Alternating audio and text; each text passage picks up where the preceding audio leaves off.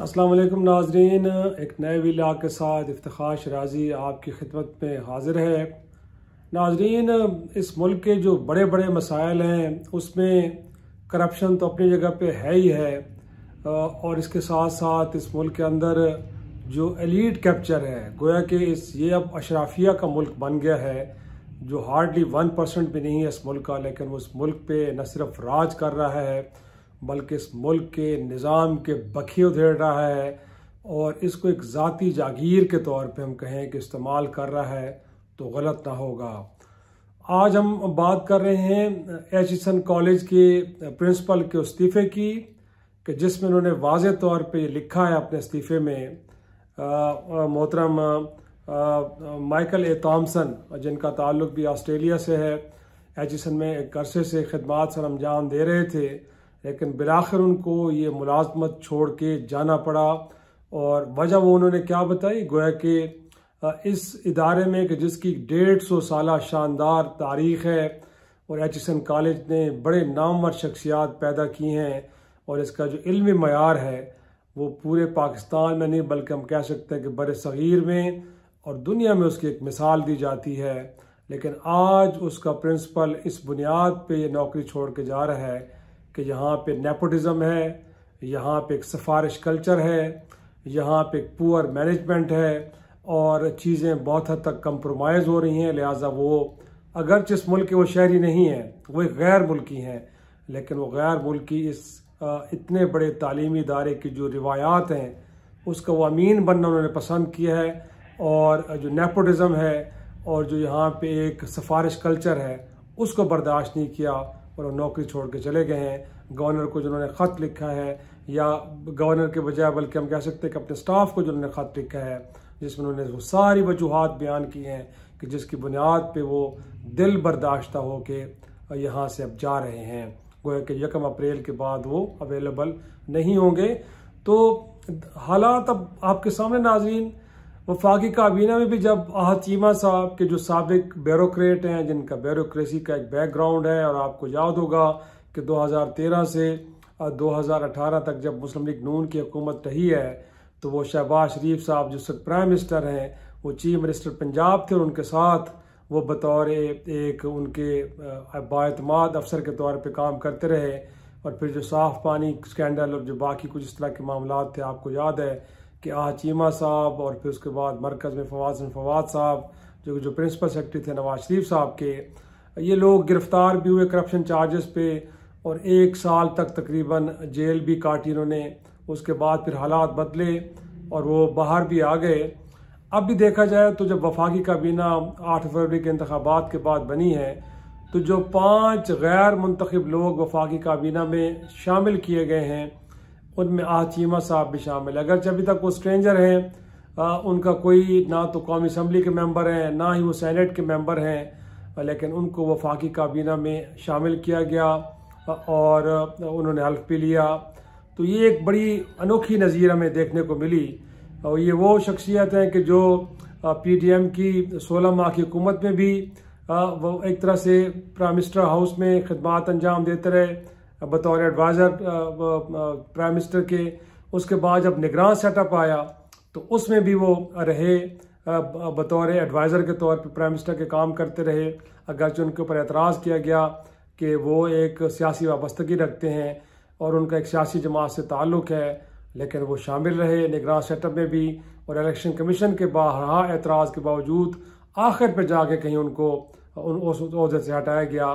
और फिर हमने देखा कि नई हुकूमत बनी तो उसमें भी जो पहली काबीना बनी उसमें शामिल हैं। लेकिन मोर इंटरेस्टिंगली उनकी अहलिया पंजाब में एक दरख्वास्त देती हैं कि अब उनके बच्चे क्योंकि बड़े अरसे से इस्लामाबाद मुंतकिल हो गए हैं, लिहाजा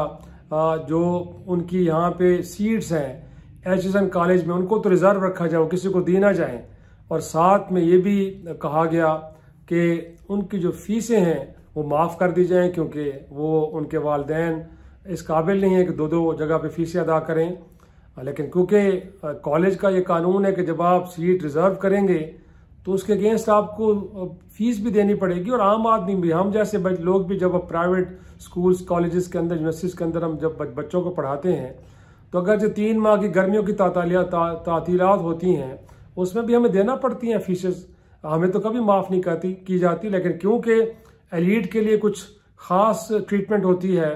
तो गवर्नर साहब के पास, जब प्रिंसिपल ने इनकार किया तो गवर्नर साहब के पास के जो बोर्ड ऑफ गवर्नर के चेयरमैन है एक तरह से, उनके पास ये दरख्वास्त गई,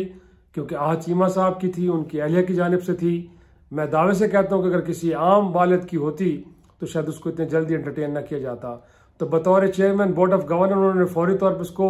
मंजूर भी किया और साथ में हुक्म सादर किया कि जो उनके जो फीसेज हैं उनको माफ़ किया जाए, बिलखुसूस वो वालिदैन कि जिनके बच्चे एमरजेंसी में किसी दूसरी शहर मुंतकिल हो जाते हैं। तो एक नया कानून बनाया गया, फैसिलिटेट किया गया, और जाहिर सी बात है ये वो एक तरह से अमर था कि जो एक गैर मुल्की लेकिन इस इंस्टीट्यूशन के रिवायात के अमीन प्रिंसिपल को नागवार गुजरा, लिहाजा उन्होंने इस्तीफ़ा दे दिया और वो चले गए। अब यहाँ पे बड़ी एक अजीब सी बात की जा रही है। एक तो गवर्नर हाउस से हाथ से लिखी हुई प्रेस रिलीजेस जारी की जा रही हैं और मीडिया से भी ये कहा जा रहा है कि इन प्रेस रिलीजेस को, इन स्टेटमेंट को ज़रा से चलाया जाए, और दावा ये किया जा रहा है कि जी प्रिंसिपल साहब ने तो पहले ही पिछले साल ये कह दिया था कि वो ज़ाती और निजी मसरूफियात के बायस अवेलेबल नहीं होंगे, वो 1 अगस्त 2024 में ये जॉब छोड़ रहे हैं। तो भाई अगर आपका क्लेम दुरुस्त है तो गवर्नर साहब, बलीगुर रहमान साहब, सद एहतराम के साथ मैं तो आपसे यही गुजारिश करूंगा कि उन्होंने तहरीरी तौर पे आपको आगाह किया होगा। वो जो लेटर लिखा था आपको उन्होंने कि वो अगस्त 2024 में अवेलेबल नहीं होंगे, वो दिखा दीजिएगा, वो भी आपके पास नहीं है। और एक हाथ से तहरीर करदा प्रेस रिलीज के जरिए इस 24 करोड़ लोगों को ये बावर कराया जा रहा है कि तो वो तो खुद जाना चाह रहे थे। फिर जो उन्होंने आप जो वजूहात बिना बयान किया वो उनको बड़ा लग और बड़ा आप डेरोगेटरी आप स्टेटमेंट के तौर पे गर्दान रहे हैं। साथ में आपने फरमाया कि जी हमने तो एक सर्च कमेटी के जरिए अक्टूबर 2023 से एक नए प्रिंसिपल की तलाश भी शुरू कर दी थी। बगैर आपने सर्च कमेटी बनाई होगी तो वो हवा में तो नहीं बनी ना, अगर वो बनी है तो उसकी भी कोई एक नोटिफिकेशन तो हुआ होगा,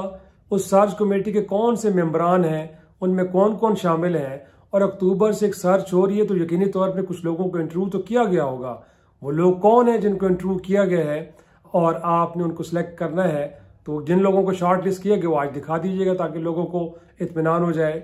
और साथ में गोया कि ये जाते हुए प्रिंसिपल पे इल्ज़ाम लगाना, ये कहना कि वो तो 40 लाख रुपए तनख्वाह ले रहे थे, लिहाजा उसकी तहकीकात हो रही थी और तहकीकात से बचने के लिए उन्होंने इस्तीफ़ा दे दिया। तो सद एहतराम गवर्नर साहब, अगर आपने कोई तहकीकात शुरू की हैं तो वो भी कोई ज़बानी कलामी नहीं होगी, यकीनी तौर पे आपने इस हवाले से कोई डायरेक्टिव जारी किए होंगे, बतौर चेयरमैन बोर्ड ऑफ गवर्नर्स आपने कोई हुक्म दिया होगा और इसको लेकर भी कोई कमेटी बनी होगी। तो मेरा ख्याल में वो नोटिफिकेशन भी सामने आना चाहिए बोर्ड ऑफ गवर्नर्स का कि जिसके नतीजे में आप ये तहकीकात कर रहे थे। और 40 लाख तनख्वाह अगर उनको डॉलर्स में कन्वर्ट किया जाए तो कितनी बनती होगी। और बैरून मुल्क से जब कोई बंदा यहाँ पे बतौर प्रिंसिपल फ़राइज़ अंजाम देने के लिए आया होगा तो आपने उसके साथ सैलरी नेगोशिएट की होगी। तो अगर कोई सैलरी अदरवाइज उनकी तनख्वाह को अदरवाइज नेगोशिएट की गई थी तो यकीनी तौर पे वो भी रिकॉर्ड में मौजूद होगा।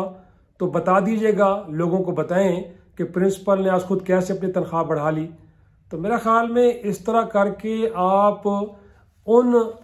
एक तरह से काबिल और बेहतरीन लोग जो इस मुल्क में आके तालीम के शोबे में या दीगर शोबों में बेहतरीन खिदमात अंजाम देना चाह रहे हैं, उनको भी बड़ा मनफी मैसेज दे रहे हैं। और अपने एक ऐसे शख्स को कि जो बहरहाल एक सियासी जमात से ताल्लुक़ रखता है, वो आपके बहुत करीब है, उनको फ़ायदा देने के लिए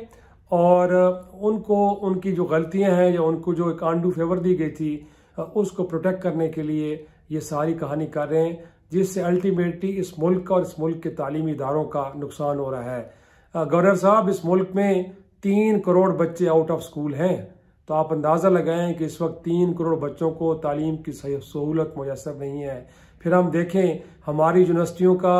दुनिया में कहीं जिक्र नहीं होता, गोया कि जो आलमी रैंकिंग के अंदर,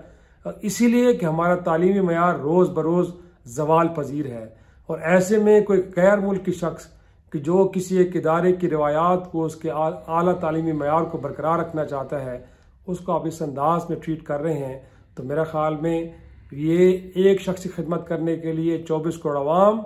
और इस मुल्क के तालीमी इदारों के साथ बहुत बड़ा जुल्म हो रहा है। और यकीनी तौर पर लोग देख रहे हैं। मेरा ख्याल में जो आपकी जानिब से कहा गया है, ये जो इस वक्त हुकूमत बयानियाँ दे रही है, इसको कोई कबूल करने के लिए तैयार नहीं है। तो जो मैंने सवालात उठाए हैं, अवाम भी ये सवाल उठा रही है कि अगर आपके पास हक़ाइक़ हैं तो उनके साथ सामने आइए, या फिर आप माफ़ी मांगें और लोगों को बताएं कि हाँ, ये हम एलीट को एक फेवर देने के लिए ऐसा कर रहे थे जिसमें हम नादिम और शर्मिंदा हैं, और ये अमल दोबारा नहीं होना चाहिए। इसी के साथ नाज़रीन आज का फ़िलहाल ख़त्म करते हैं। इजाज़त दीजिए। खुदा हाफिज़।